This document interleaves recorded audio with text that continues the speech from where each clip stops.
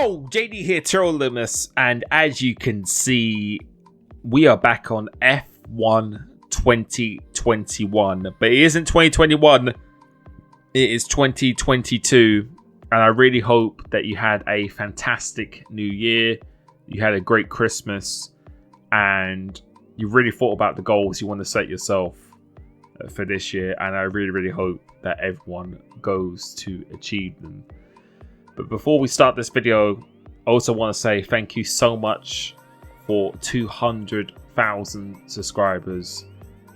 That's something I really can't comprehend, and never in a million years I thought that I would have that number next to my username. But for me,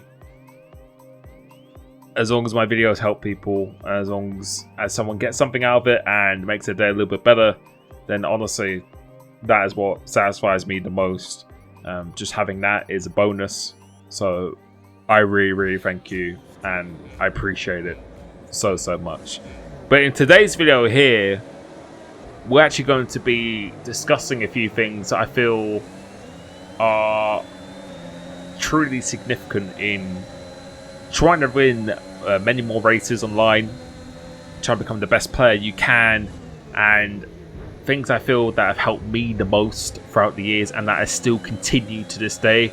Even though some people might have a little bit more raw speed than me, I feel sometimes raw speed isn't everything, and I think we see that example with a lot of people who definitely have the potential for sure, but it's other areas of their game. If you don't have everything all together, having the full package is what makes you a good driver into an exceptional one, I think, and you need all of them all together. Whereas with me, sometimes I definitely have the raw pace at other tracks, but quite often at times that there are people who are faster than me on raw speed, and I really have to rely on other areas of my game that I work particularly hard on in order to maximize my results. And that's why I feel I do have that consistency when it comes to racing, when it comes to race pace, everything such as that. And normally consistency does trump quite often the raw speed, especially over a lap. So that is what we are going to discuss today. First of all, really want to say thank you to some new extra rotation members of the YouTube membership. I will be doing many online lobbies again from this week. So if you join that, you will get a first priority access on all platforms. I'm actually making a schedule, so one lobby per week minimum I'll be doing for each platform. So if you join my YouTube Discord, clicking the join button, you will be getting access to that. I will be uploading that this week. So thank you very much to everyone here. Kachow 95, Jorny IRL, Rebus World, Lipsy Legend Luke Bailey, Thomas Hitchcock. Thank you so much for joining, and many of you rejoining that as well. Really appreciate that. But moving back to this, you can see we're at Imola for a 25% race, and we're doing what we always do. Starting at the back, putting on the alternate tyres, and I feel racing online is underestimated so much. I think one of the things that I've seen, especially when I do my one-to-one coaching with people, they always tell me that they practice in time trial, Grand Prix mode, career mode, my team, and all those things can help to a degree, but I think there's nothing quite like practicing what you preach, especially if you want to compete against other people, which I think is mostly the goal of many people who I encounter. They want to try and be the best driver that they can. Then you really need to be racing online in equal cars against competition, against real players, because playing online as much as possible.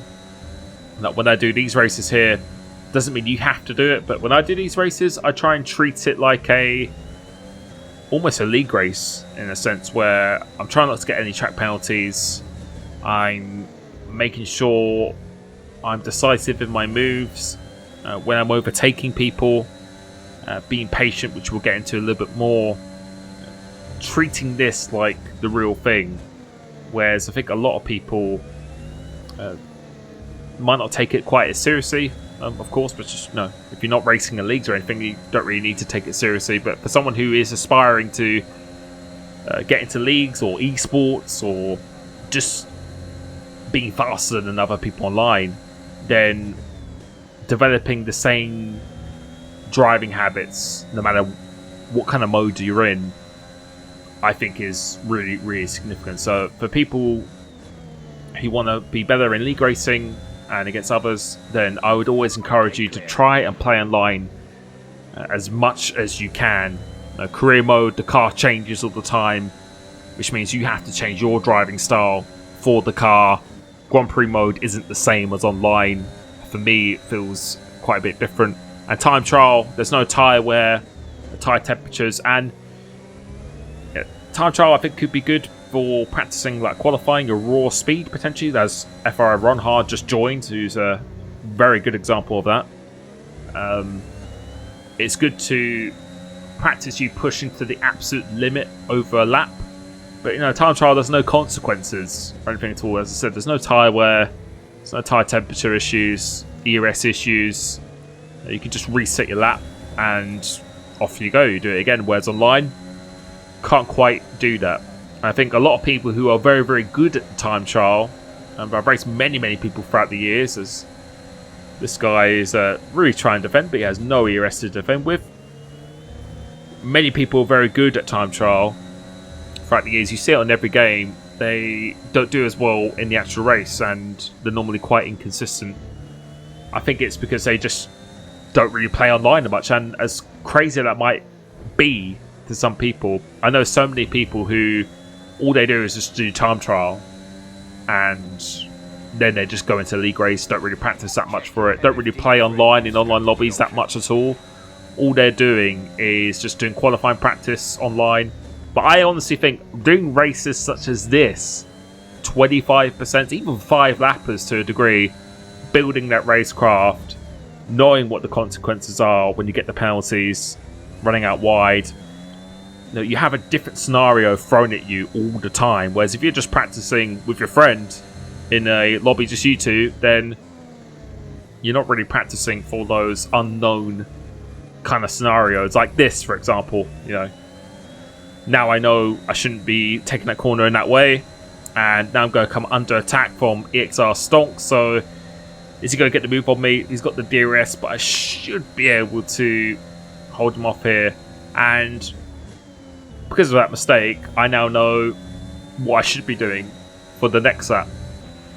So playing online as much as possible, I think, is a really, really big thing. If that is your goal, to be in league racing, esports, or to just be the best player you can overall, then I'd say that's probably one of the first things you should be doing.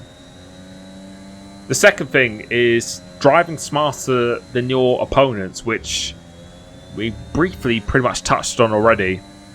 And what I mean by that is, if you don't have the raw pace, or even if you do have the raw pace, that's great. It's knowing when to attack people, so a bit of race management involved. So going through into here, we decided to go down the inside there because we had the run, so going fully side by side. And I know Goxy25, I know him as a driver, I know he's not going to be super aggressive, and that falls into race management as well, knowing who you're racing.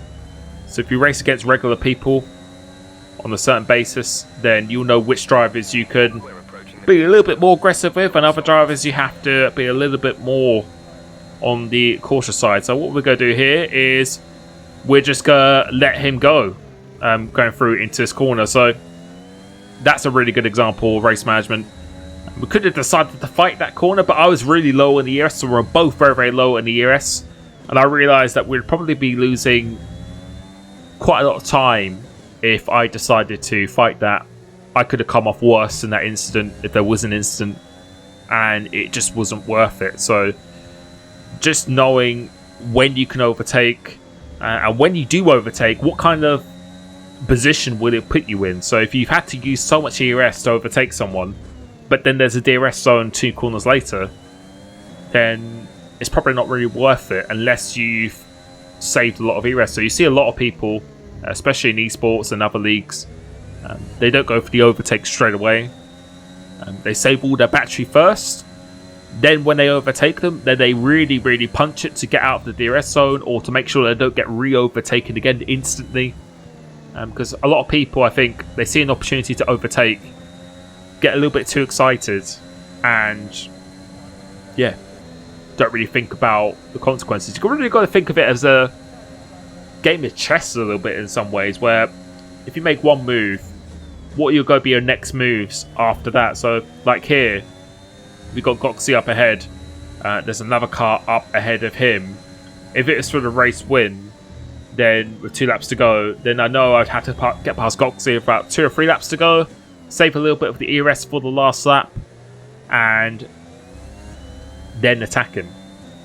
But if I saved it to like the last lap, then I'm not going to have any ERS really to attack. So knowing at what cost the overtake causes, if that makes any sense whatsoever. So knowing what the consequences are of the overtake. Is it really going to benefit you only in the short term, or is it going to benefit you in the long term? You really have to look at the race that's going on ahead of you, see how much battery you have, see how much fuel you have, and then decide willingly from there. And this all comes for experience, playing more online, especially being thrown into these kind of scenarios all the time really helps you start to develop a good understanding of which corners you can overtake on, which DRS zones are going to be beneficial to overtake on.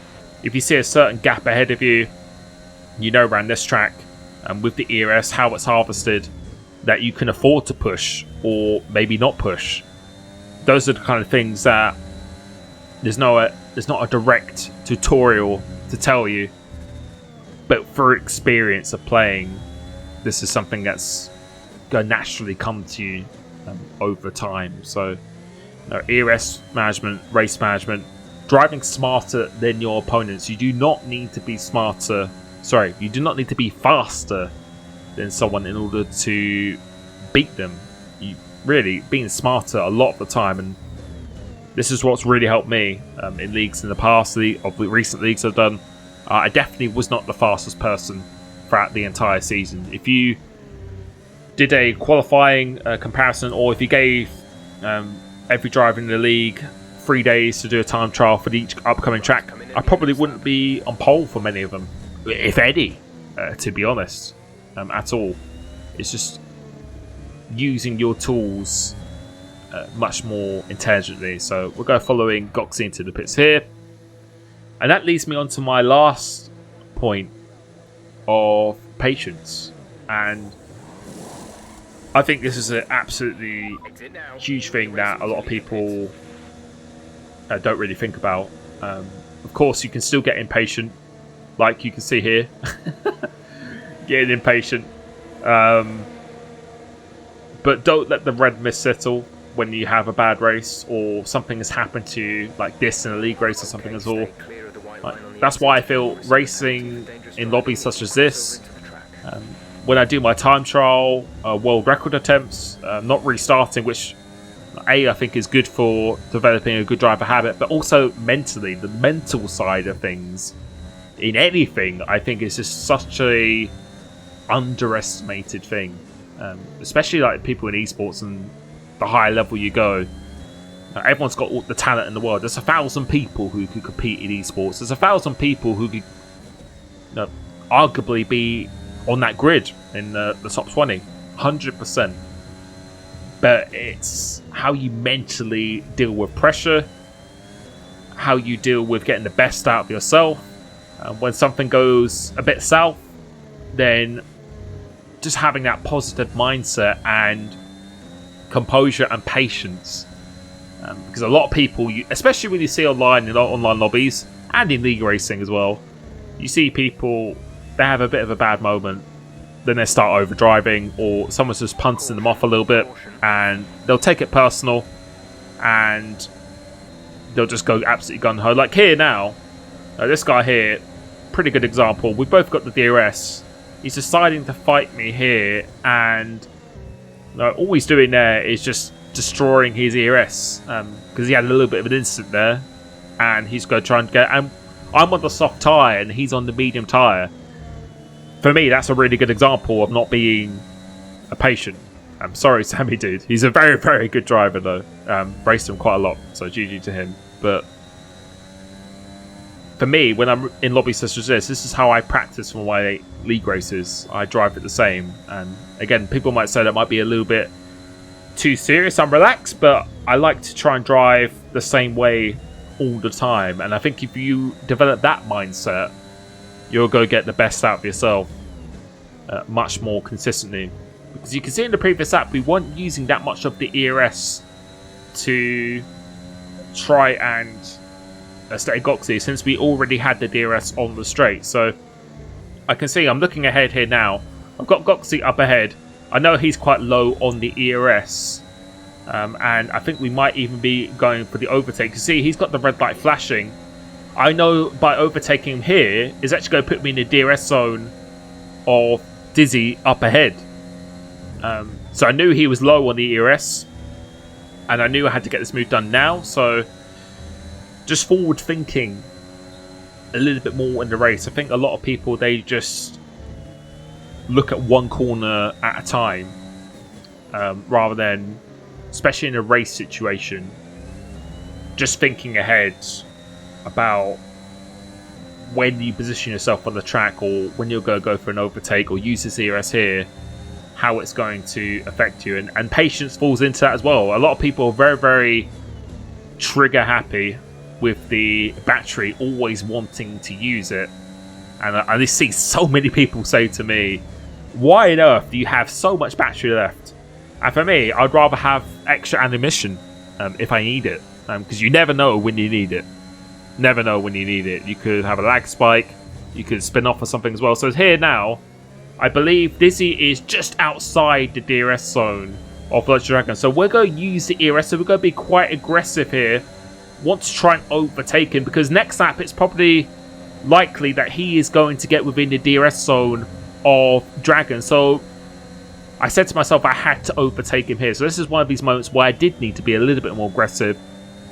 And just looking forward at the race a bit more. Because as I said, if I didn't overtake him there, or I didn't risk a bit of my ERS battery, then he would have overtaken Dragon, and it would have been quite hard for me to maybe even win this race, or like on track. So you can see here now, he's used a lot of his ERS behind. Since we managed to save us quite nicely, and we've still got a little bit to use. And you can see Dragon has the red light flashing here, so we're just going to wait until this main straight. I'm not going to use any battery at this point. Absolutely no need to really use it here. So trying to get a good exit off here. I think he's trying to let me pass going to this corner, but we're not really interested, so we're just going to do a little bit of a lift off. And yeah, he does let me pass, so he's trying to do a little bit of the trickery, but I know his red light is flashing, so if I use a bit of the battery power here, so I've been forced to kind of use it now, because I can't really afford for him to overtake me once again. And now we have got RCX Vazax 8, if I've said that correctly, up ahead, but we are on the soft tyre. So you can see throughout this whole race, we've been aggressive when we needed to be, but overall been quite patient, and unfortunately he has completely lost the car. And you can also see a lot of people behind have a lot of penalties as well. And this is why in league racing I always pretty much never get penalties, because when I'm driving online, I'm being patient, I'm driving smarter than your opponents. Combination of all those three things, these are things that I'm always thinking about when I'm driving. So I had quite good advice from someone I was karting with when I used to do it back in the day. He became world champion in karting, and he said to me that drive 90% of the time. Always leave a little bit of room for error on the table, because although you might be a 10th slower per lap than someone, or 10th or 2/10 slower per lap, over the course of the race, being able to do that same lap every lap usually trumps that raw speed. And for me, that's something I've always took to heart, and it's worked out pretty well for me, because if you can master all these three things and then develop the raw pace on top of that, which is, if you put that in a potion, it's probably going to come out as Jarno Otmir. Then if you can do all those things, then you're going to be very, very hard to beat. And I think that's what the difference is between really good drivers and exceptional drivers, in my opinion. And for me, it's definitely the raw speed that I need to increase, especially in the qualifying. In the race, I think we're quite good because we can manage the races quite well, but just put myself a little bit higher on the grid.